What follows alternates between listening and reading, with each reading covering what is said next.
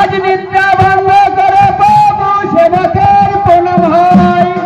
এ ধূপ সে ধূপ নে ধূপ ধূপ চারি জাতি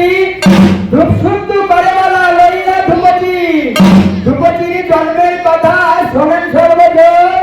কুম্ভ করে রাগে মাটি করিয়া যত দুহস্তে ছেলে তুলিয়া করে ধূপতি গঠন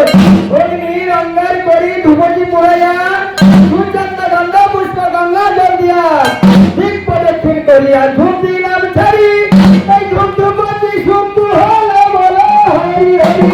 আরে বন্দি আমি কৈলাসে শিখর সেইখানেতে আছেন দেব ভোলা মহেশ্বর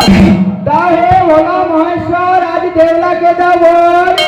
জনমে জনমে হই হরি হরের কিঙ্কর হই হরের কিঙ্করে আজ আমার এই নিবেদন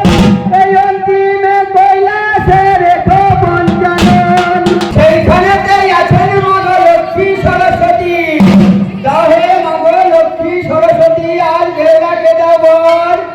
জনমে জনমে হই হরের কিঙ্কর হই হরের কিঙ্করে আজ আমার এই নিবেদন অন্তিমে শিব নাম করাবে শরণ।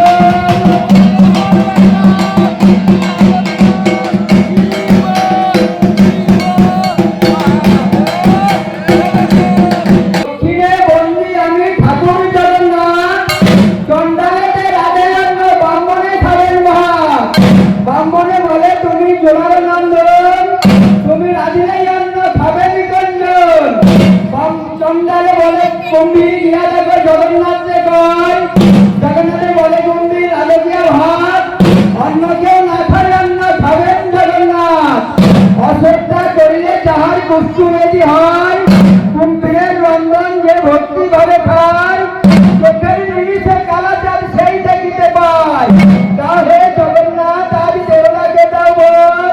জনমে জনমে হই হরের কিঙ্কর হই হরের কিঙ্করে আজ আমার এই নিবেদন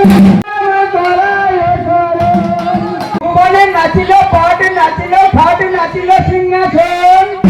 কোথায় ছিল রে পাট কাহারি আসন মহেশের পাডবান বিশ্বকর্মা চাচি আনে দেওলার সৃষ্টি পাডবান ত্রিভুবনে জানে মহেশের পাডবান পাটে হাতে দেখো সুর পাটের সম্মুখে চেয়ে দেখো মহেশের ত্রিশূল মহেশের পাডবান ধুইতে নিয়ে গেলাম সরবনের কুলে দেখি দেওলের স্থাপনা চারিদিকে জয় জোপর আর বাঁশদের বাজনা উত্তম দেখিয়া পাট আজ খাটের করায় স্নান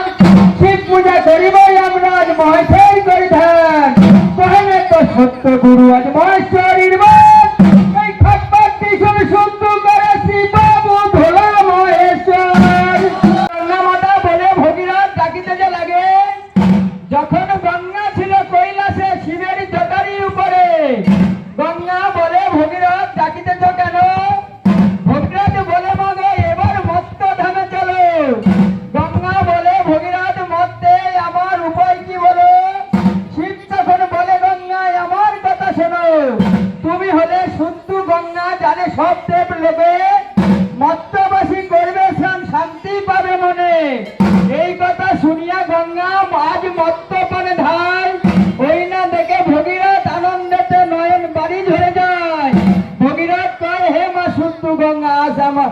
তোমার শ্রী চরণে আজ আমার এই